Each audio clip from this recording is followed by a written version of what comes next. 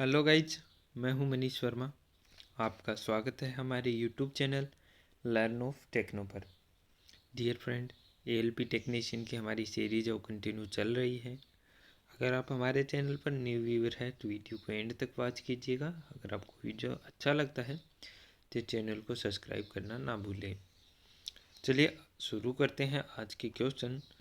First question इसमें दिया हुआ है, एक बीयरिंग के साथ गियर बॉक्स शाफ्ट को फिट किया जाता है जिसे 20H7G6 की तरह निर्दिष्ट किया जाता है। एक बीयरिंग के साथ क्या फिट किया जा रहा है? गियर बॉक्स शाफ्ट को फिट किया जा रहा है। अब शाफ्ट को फिट किया जा रहा है तो बीयरिंग के अंदर फिट किया जाएगा, और अंदर फिट किया जाएगा तो क्या होगा कि यहाँ पर कौन सी इंटरफेरेंस फिट हमें देनी होगी, तो जिसमें क्या इसमें वेरिएशन है वो बहुत ही कम रखा जाएगा। ठीक है, तो देखते हैं नीचे इसमें दिया हुआ है 20H, यानी कि होल का साइज है वो बेसिक साइज 20 mm है, जिसमें H7 की यहाँ पर टॉलरेंस दी गई है, जिसमें प्लस में 0.021 है, प्लस में ही दोनों छूट यहाँ पर दी गई है। यानी कि 20 मिलीमीटर से कम साइज का नहीं बना सकते हैं, 20 मिलीमीटर से 20.021 मिलीमीटर तक दे सकते हैं। वहीं पर मैं बात करूँ शाफ्ट की, तो यहाँ पर है वो मैक्सिमम दी हुई है, मिनिमम दी हुई है 20 से 0.020 मिलीमीटर तक कम कर सकते हैं। आगे इसमें क्या पूछा हुआ है? आगे इसने पूछा है कि यह किस प्रकार का फिट है वो दिया गया है। तो फिट है वो इसके बारे में पूछा गया है। तो होल इसमें बड़ा है, शाफ्ट छोटी है, तो क्या ये क्लियरेंस फिट है, क्या ट्रांजिशन फिट है, इंटरफेरेंस फिट है, या फिर हेवी इंटरफेरेंस फिट है? तो कौन सी फिट है वो यहाँ पर हो जाएगी? ए, बी, सी और डी में से क्या राइट आंसर हो जाएगा? क्या क्लियरेंस फिट है, ट्रांजिशन फिट है, इंटरफेरेंस फिट है, या फिर हेवी इंटरफेरेंस फिट है? फटाफट से राइट आंसर दीजिए डियर फ्रेंड। H7 यानी कि होल का साइज है वो बड़ा है, कितना? 20 से 0.021 मिलीमीटर बड़ा है, और शाफ्ट का साइज है वो 20 mm से छोटा है, कितना? 0.020। तो दोनों को ऐड कर दें तो कुल मिलाकर जो हमें टॉलरेंस यहाँ पर मिली हुई है वो बेसिक साइज के ऊपर कितनी मिली हुई है? 0.041 मिलीमीटर की यहाँ पर टॉलरेंस है वो हमें मिली हुई है। तो यहाँ पर क्या हो जाता है, यहाँ पर जो हमारी फिट जो निकल कर आएगी तो उसमें क्या है, 0.041 मिलीमीटर की यहाँ पर छूट रहेगी, तो गैप रहेगा उनके बीच में, तो हम उसको क्या है आसानी से फिट कर सकते हैं। यानी कि होल के अंदर में शाफ्ट को फिट कर सकते हैं, बीयरिंग के अंदर में शाफ्ट को हम आसानी से फिट कर सकते हैं। तो क्लियरेंस फिट होगा या फिर ट्रांजिशन फिट होगा? क्योंकि इंटरफेरेंस फिट तो नहीं होगा, यहाँ पर इंटरफेरेंस फिट तो नहीं होगा क्योंकि हमारा होल का साइज है वो बड़ा है शाफ्ट के साइज से। तो क्या क्लियरेंस फिट होगी या फिर ट्रांजिशन फिट होगी? तो किस प्रकार की फिट है वो यहाँ पर हमें देखने के लिए मिलेगी। फटाफट से बताइए ए और बी में से क्या राइट आंसर यहाँ पर हो जाएगा। यहाँ जो हमारा आंसर आएगा वो क्या आएगा? Clearance fit is the right answer. Clearance fit यहाँ पर हमारा राइट आंसर है वो हो जाता है। ठीक है, नेक्स्ट क्वेश्चन है सेकंड नंबर। इसमें दिया हुआ है, नट की साइड पर वाशर को मोड़कर नट को लॉक करने के लिए किस वाशर का प्रयोग किया जाता है? ये क्वेश्चन मैंने आपको पहले करवाया था डियर फ्रेंड। नट और बोल्ट को जब लॉक करते हैं तो वहाँ पर इसका यूज है वो किया जाता है, तो उसी के बारे में पूछा गया है कि वाशर को क्या है एक फलक के साथ में मोड़ दिया जाता है, जिससे क्या होता है हमारा नट है वो या बोल्ट है वो घूम नहीं पाता है और वो खुल नहीं पाता है। तो इस प्रकार के वाशर का प्रयोग किया जाता है। उस वाशर का नाम क्या है? क्या टैब वाशर है, स्प्रिंग वाशर, लॉकिंग प्लेट, या फिर टूट लॉक वाशर? ए, बी, सी और डी में से क्या राइट आंसर हो जाएगा? ए, बी, सी और डी में से क्या राइट आंसर हो जाएगा? फटाफट से कमेंट कीजिए। मैंने ये 2-3 बार पहले भी क्लियर कर चुका हूँ इस चीज़ को। तो इसका हमारा जो राइट आंसर हो जाएगा वो हो जाएगा tab washer. Tab washer is the right answer. कौन सा? फर्स्ट आंसर इसका हो जाएगा। ठीक है, नेक्स्ट है थर्ड नंबर क्वेश्चन। इसमें दिया है, साइन बार की डेटम सरफेस और कॉन्टेक्ट रोलर की सेंटर लाइन होती है। साइन बार की डेटम सरफेस, ठीक है, साइन बार की बात की गई यहाँ पर, डेटम सरफेस और कॉन्टेक्ट रोलर की सेंटर की लाइन होती है। क्या एक ही लाइन में होता है, क्या लंबवत होता है, क्या तिरछी होती है, या फिर पैरेलल होती है? ये क्वेश्चन भी मैंने आपको पहले क्लियर करवाया था। अगर आपने ध्यान दिया होगा तो इसका आंसर आप जल्द ही दे देंगे। ए बी सी और डी में से क्या राइट आंसर होगा? क्या एक ही लाइन में होगा, या उसके लंबवत होगा, या उसके एंगुलर होगा, तिरछा होगा, या फिर उसके पैरेलल समांतर होगा? तो कैसे होगा?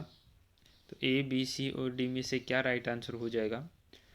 तो साइन बार की डेटम सरफेस और कॉन्टैक्ट रोलर की जो सेंटर लाइन होती है वो एक दूसरे के पैरेलल होती है, एक दूसरे के समांतर होती है। तो डी आंसर इसका हो जाएगा। D is the right answer.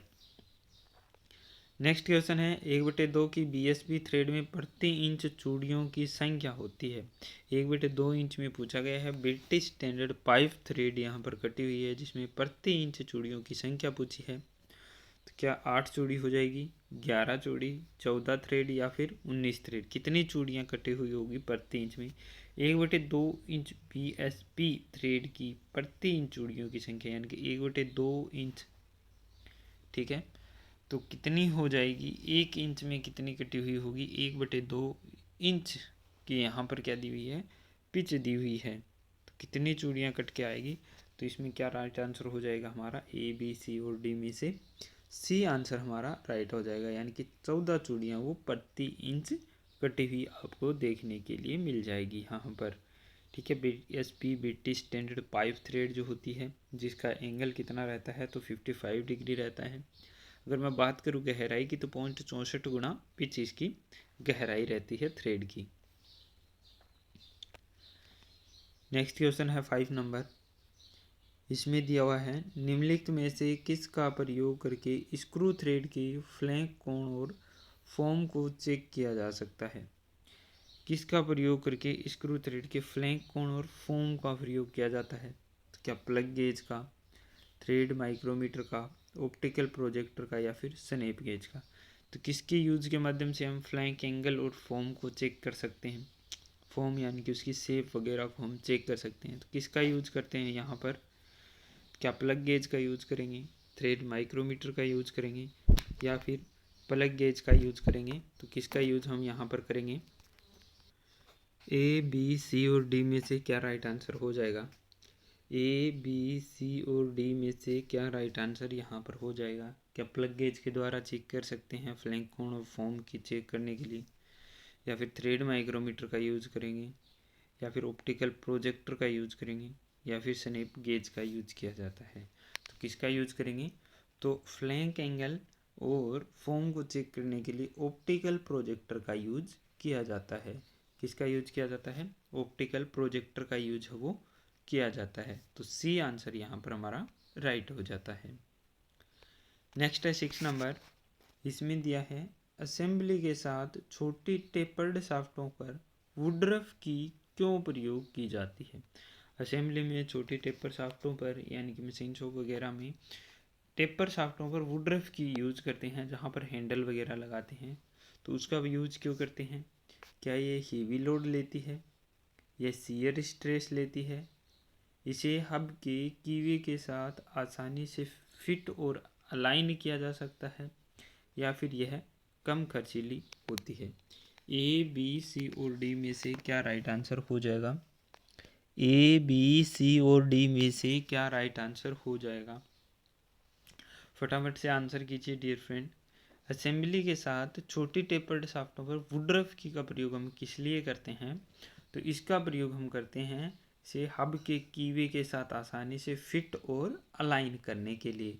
तो क्या हो जाएगा? सी इज द राइट आंसर। सी हमारा आंसर है वो राइट हो जाएगा, यानी कि आसानी से इसको फिट करने और अलाइन करने के लिए यानी कि सही से सेट करने के लिए यूज किया जाता है। यह आसानी से सेट हो जाती है। नेक्स्ट क्वेश्चन यहाँ पर दिया हुआ है, स्प्लिट पिनों का प्रयोग नटों को लॉक करने के लिए किया जाता है।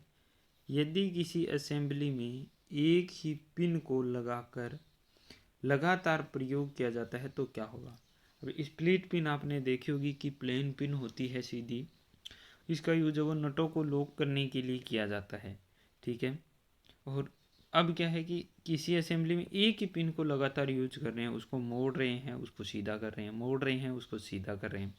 तो क्या होगा? ऐसा क्या होगा यानी कि उसमें क्या डिफेक्ट आएगा? क्या पिन टूट सकती है, या फिर से असेंबली करते समय नट के स्लॉट और बोल्ट के होल के बीच में मिस अलाइनमेंट हो जाएगा और इसकी स्ट्रेंथ कम हो जाएगी। या फिर नट में कटे स्लॉट से पिन की स्ट्रेंथ कम हो जाएगी, या फिर पिन लोड को सहन नहीं करती है। तो स्प्लिट पिन आपने देखी होगी, सभी यूज़ करते हैं, पंखे वगैरह में भी लगती है। तो उसको अगर हम बार बार यूज कर रहे हैं तब उसमें क्या होगा, एक स्प्लिट पिन को यूज कर रहे हैं तो उसमें क्या होगा, ए बी सी और डी में से क्या राइट आंसर हो जाएगा। थोड़ा सा माइंड लगाइए, क्या पिन टूट सकती है, या फिर से असेंबल करते समय नट के स्लॉट और बोल्ट के होल के बीच मिस अलाइनमेंट हो जाएगा और इसकी स्ट्रेंथ कम हो जाएगी, या फिर नट में कटे स्लॉट में पिन की स्ट्रेंथ कम हो जाएगी, या फिर पिन लोड को सहन नहीं करेगी। तो राइट आंसर क्या हो जाएगा इसका, तो इसका हमारा राइट आंसर हो जाएगा B. B is the right answer. यानी कि फिर से असेंबली जब हम करेंगे तो नट के स्लॉट और बोल्ट के होल के बीच में क्या हो जाएगा, मिस अलाइनमेंट हो जाएगा, क्योंकि वो सही से वापस मुड़ नहीं पाएगी, अपनी पुरानी पोजीशन में नहीं आएगी। एक बार जब उसको यूज़ कर लेते हैं तो उसके बाद में अगर उसको दोबारा से रीयूज़ करते हैं तो उसमें थोड़ा बहुत वेरिएशन आ जाता है। ठीक है, तो इससे उसकी क्या है, स्ट्रेंथ है वो कम हो जाती है। तो क्या हो जाएगा, B is the right answer. Next question दिया है 8 नंबर का फिगर वाला क्वेश्चन है, ध्यान से देखिएगा। नीचे बने चित्र में दर्शाए गए बॉल बेरिंग में से कौन सा बेरिंग रेडियल लोड के साथ साथ थ्रस्ट लोड को भी सहन कर लेता है। यानी कि रेडियल लोड के साथ साथ में थ्रस्ट लोड को भी सहन करने वाला होना चाहिए। तो क्या वो ए वाला आंसर होगा, बी वाला होगा, सी होगा, या फिर डी होगा। डियर फ्रेंड, आजकल क्या है, फिगर्स वाले क्वेश्चन है वो बहुत ज़्यादा आ रहे हैं, आपको लगभग कोई भी एग्ज़ाम आप देते हैं तो वहाँ पर देखने के लिए मिल जाता है। इसीलिए मैं आपको बीच बीच में एक दो क्वेश्चन आपके लिए लेकर आता रहता हूँ। तो इसमें क्या है, रेडियल लोड और थ्रस्ट लोड को दोनों को सहन करने वाला कौन सा बॉल बेरिंग है। तो ए बी सी और डी में से क्या राइट आंसर हो जाएगा, ए बी सी और डी में से क्या राइट आंसर हो जाएगा, कौन सा हमारा यहाँ पर करेक्ट है जो दोनों लोड को एक साथ सहन कर सकता है, जो दोनों लोड को एक साथ सहन कर सकता है।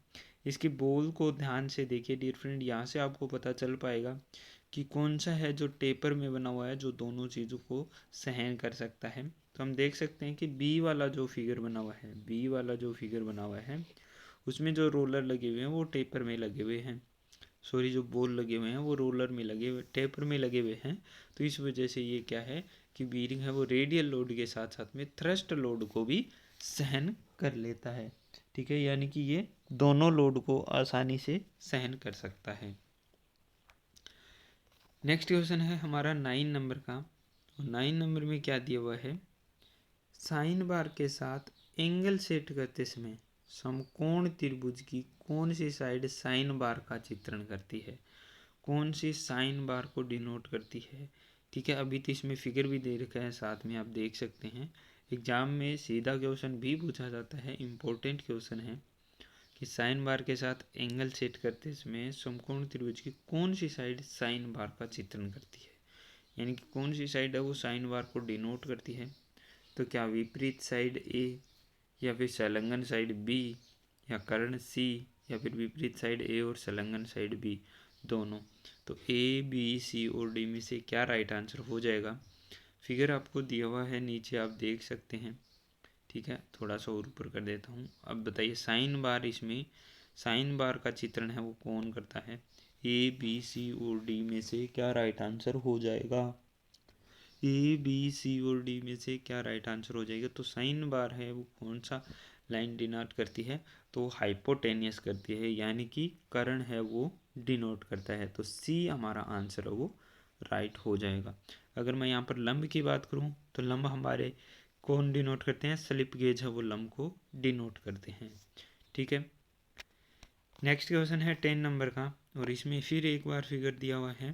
तो इसमें क्या है, नीचे बने चित्र में टेपर में दर्शाए गए एक्स का नाम क्या है। यहाँ पर एक्स का नाम पूछा गया, इस एक्स का नाम क्या है। क्या टेपर का बड़ा व्यास है, टेपर का छोटा व्यास है, टेपर का शीर्ष कोण है, या फिर टेपर का आधा कोण है। तो क्या दिया हुआ है, ध्यान से देखिए, फटाफट से आंसर दीजिए। सभी का आंसर है वो इसका राइट आना चाहिए। बिल्कुल सिंपल क्वेश्चन है, इम्पोर्टेंट क्वेश्चन है। ए बी सी और डी में से क्या राइट आंसर हो जाएगा? ए बी सी और डी में से क्या राइट आंसर हो जाएगा?